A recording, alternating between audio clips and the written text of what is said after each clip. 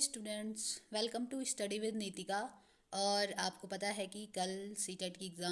Exam की answer की आ गई है। तो सभी लोगों ने अपने रिस्पॉन्स की आंसर की से मैच कर लिए होंगे और बहुत सारे बच्चे अब आगे तैयारी करने की सोच रहे होंगे। और इस बार जैसे कि हमें पता है, एक अच्छी न्यूज़ ये है कि जो बीएड अपीयरिंग में हैं या जो बच्चे किसी भी ट्रेनिंग कोर्स की अपीयरिंग में हैं, वो बच्चे भी सीटेट भर सकते हैं। तो उसके लिए अब हमें क्या करना है, कुछ कुछ बच्चे हैं होंगे जिन्होंने फर्स्ट सेम में ही क्लियर कर दिया होगा, यानी कि इस बार भरा होगा तो हो भी गया होगा। और कई बच्चे ऐसे हैं जो अब भरना चाह रहे होंगे, तो उनके लिए मेरी एक छोटी सी गाइडेंस है कि हमारे जो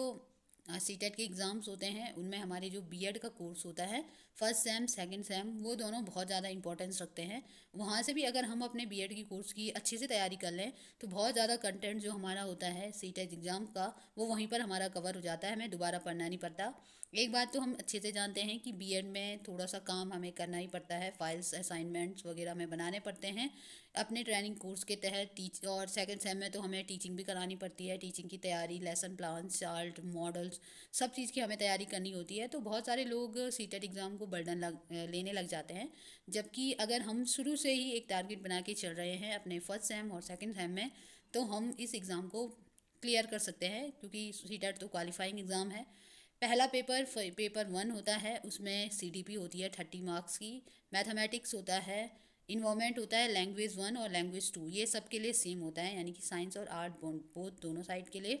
मैथमेटिक्स जैसे यहाँ पे हमने लिखा है कंटेंट प्लस पैडागॉजी, यानी कंटेंट का मतलब है कुछ क्वेश्चन मैथमेटिक्स से रिलेटेड, पैडागॉजी मैथमेटिक्स की पैडागॉजी, वैसे ही इन्वायरमेंट के केस में है, वैसे ही लैंग्वेज फर्स्ट और सेकंड हमें चुननी होती है, जो भी हमारी लैंग्वेज है, जो भी हम प्रेफर करते हैं वो, और टोटल 150 का होता है। और क्वालिफाइंग नेचर का सीटेट का एग्ज़ाम होता है, जो आपको 150 में से 90 मार्क्स लाने होते हैं जनरल कैटेगरी में, और अदर कैटेगरी में 82 मार्क्स पर भी आप क्वालिफाई कर लेते हैं। वैसे ही पेपर 2 होता है, पेपर 2 में भी सेम पैटर्न है, लेकिन यहाँ पर जो साइंस और आर्ट है दोनों के लिए अलग अलग है। साइंस वालों के लिए मैथमेटिक्स प्लस साइंस होता है, और आर्ट्स वालों के लिए सोशल स्टडीज़ के 60 क्वेश्चंस होते हैं। वैसे ही साइंस वालों के लिए मैथमेटिक्स प्लस साइंस 60 क्वेश्चंस होते हैं। उसमें पैडागॉजी भी होती है, कंटेंट भी होता है, और सेम लैंग्वेज 1 और 2 होता है, ये भी क्वालिफाइंग होता है, 90 मार्क्स आपको लाने होते हैं।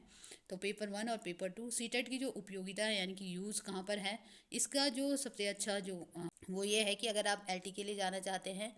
तो आपको सीटेट क्वालिफाइड होना चाहिए, या फिर आप ग्रेजुएशन के बाद बीएड कर रहे हैं और आप चाहते हैं कि आप सेल्फ डिपेंडेंट हो जाएं और आपको जॉब करनी है, तो टीचिंग के लिए भी प्राइवेट स्कूल्स हैं, वहाँ पर भी टीचिंग के लिए आप अगर सीटेट क्वालिफाइड हैं तो आपको प्रेफरेंस दिया जाएगा अदर चीज़ों के साथ। तो ये सीटेट की जो यूज़ है वो है। और ये सेंट्रल का एलिजिबिलिटी टेस्ट है, तो स्टेट में भी चल जाता है, हालांकि किसी किसी स्टेट में अगर आपको टीचर बनना है तो आपको वहाँ का भी टीईटी क्लियर करना होता है। तो ये हमारा थोड़ा सा रहा। अभी हमने आप बात की थी कि हम अपने जो फर्स्ट सेम है और जो सेकंड सेम है उसमें भी हमारा कई कंटेंट कवर हो जाता है। मैं ये नहीं कहूँगी कि पूरा कंटेंट, लेकिन कुछ कुछ जो टॉपिक्स हैं हमारे सीडीपी के हैं, पेडागॉजी के हैं, वो हम यहाँ से पूरा कर सकते हैं, तो हमें उसके लिए एक्स्ट्रा टाइम देने की ज़रूरत नहीं पड़ेगी। तो चलो, हम अगर फर्स्ट सेम की बात करें तो फर्स्ट सेम में हमारे पास 4 सब्जेक्ट होते हैं। एक होता है childhood and growing up, second होता है लैंग्वेज अक्रॉस द करिकुलम, और थर्ड होता है कंटेम्प्रेरी इंडियन एजुकेशन, फोर्थ भी होता है अंडरस्टैंडिंग डिसिप्लिन वाला। तो हमारा जो कंटेंट है वो इन 3 में बहुत मेन कंटेंट है। चाइल्डहुड एंड ग्रोइंग अप तो लगभग हम समझ सकते हैं कि पूरी ही सीडीपी है, यानी कि इसके अंदर जो जितनी भी थ्योरीज आपको पढ़ाई जाती हैं, जैसे जीन पियाजे की थ्योरी, वाइगॉस्की हो गए, और नॉर्म्स ग्रोइंग अप में जो चाइल्ड डेवलपमेंट और ग्रोथ की बात की जाती है, ये सारी चीज़ें वहाँ सीटेट का जो सीडीपी का जो कंटेंट है, जो 30 मार्क्स में आता है, उसका कंटेंट है। चाइल्डहुड कितनी स्टेजेस होती हैं, ग्रोथ और डेवलपमेंट में क्या डिफरेंस है, हेरिडिटी का क्या रूल है, नेचर और नर्चर क्या है, ये सारी चीज़ें चाइल्डहुड एंड ग्रोइंग अप के अंतर्गत आती हैं, जो कि सीटेट एग्जाम का भी जो सीडीपी वाला पेपर पार्ट होता है उसका इंपॉर्टेंट हिस्सा है। और थ्योरीज की मैं बात करूँ तो इंटेलिजेंस की थ्योरीज हो गई, हार्वर्ड गार्डनर ज़्यादातर पूछे जाते हैं, प्याजे हो गए और ब्रूनर हो गया, सिगमंड फ्रॉइड हो गए, और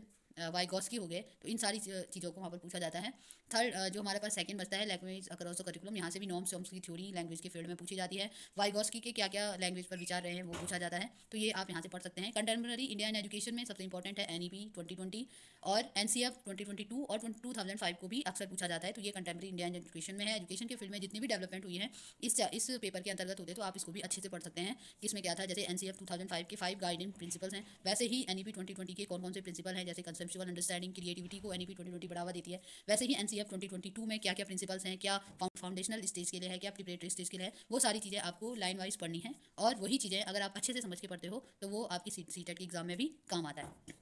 नेक्स्ट हमारे पास है सेमेस्टर 2 में जो हमारे पेडागोजी के सब्जेक्ट हैं वो हमारी सीटेट के एग्जाम में सबसे इंपॉर्टेंट भूमिका निभाते हैं, क्योंकि हमारा जो पेडागोजिकल सब्जेक्ट होता है वो हमें ये बताता है कि हमें किसी सब्जेक्ट को कैसे पढ़ाना है बच्चों को। तो वैसे ही सेम टू सेम जो सीटेट का एग्जाम होता है वहाँ पर जो क्वेश्चन पेडागोजी के पूछे जाते हैं कि अगर एक टीचर किसी बच्चे को ये समझाना चाहते हैं, वो आपको टॉपिक दे देंगे, तो इन ऑप्शन में से आप कौन सा ऑप्शन बेटर होगा एसएसटी पढ़ाने के लिए, साइंस पढ़ाने के लिए, मैथ्स पढ़ाने के लिए, तो ये चीज़ें आप वहाँ पे कर, जैसे मैथ्स की पेडागोजी है तो वहाँ पर जो की थ्योरी है और जॉर्ज पोलिया हैं, और कभी कभी क्वेश्चन हमारे इंडियन जो मैथमेटिक्सियन रहे हैं वहाँ से भी पूछा जाता है, जैसे इस बार पूछा गया था। टीचिंग एंड लर्निंग की अगर हम बात करें तो टीचिंग एंड लर्निंग तो बहुत ज़्यादा इंपॉर्टेंट हो जाती है, यहाँ से भी कई क्वेश्चन पूछने को आते हैं, जैसे मैगजीम्स हो गए, और टीचिंग लर्निंग की जो थ्योरीज हो जाती हैं वो पूछी जाती है, जैसे स्किनर की थ्योरी हो गया, कोहलर की इनसाइट लर्निंग की थ्योरी हो गया, ठीक है। तो इस तरीके से पूछा जाता है, तो ये हमें यहाँ से पता। Assessment of learning is the most important part of all pedagogical subjects as well as content, because assessment of learning से अगर हम देखें तो बहुत सारे आते हैं, जैसे कम्प्रीहेंसिव जो इवेल्युएशन वाला था वो आ जाता है, समेटिव असेसमेंट आ जाता है, फॉर्मेटिव असेसमेंट आ जाता है, और इस बार तो ये क्वेश्चन आया था कि असेसमेंट एज लर्निंग का मतलब क्या होता है,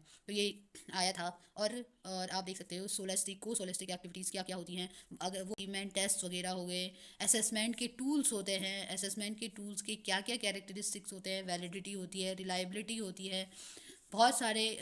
जो प्रैक्टिकलिटी होनी चाहिए, ऑब्जेक्टिविटी होनी चाहिए, तो इन सारी चीज़ों को अगर हम देखें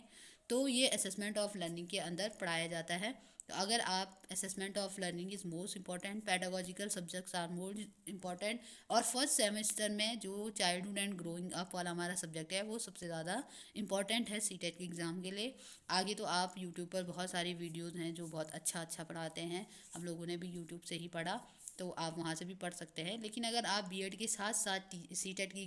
जो एग्ज़ाम है उसको भी क्वालिफाई करना चाहते हैं, और आपके पास ज़्यादा टाइम भी नहीं हो रहा, आपको बर्डन भी नहीं लेना है, आप जो अपने फर्स्ट सेम के लिए पढ़ेंगे उसमें से इन 3 सब्जेक्ट में से जो इंपॉर्टेंट चीज़ें हैं वो आप पढ़ लो। सेकेंड सेमेस्टर में आप हैं तो इन 3 सब्जेक्ट में से सारी चीज़ें आपको पढ़नी हैं, अच्छे से मेहनत करनी है, और वो आपकी 2 जगह काम आ जाएंगे। एक तो आप पेपर देंगे, दूसरा आप सीटेट का एग्ज़ाम भी क्वालिफाई कर पाएंगे। तो ये मेरी तरफ से था जो मुझे आपको बताना था। आगे आप अपनी स्ट्रैटेजी बनाएं और किसी भी एग्ज़ाम को क्रैक करें। All the best, thank you.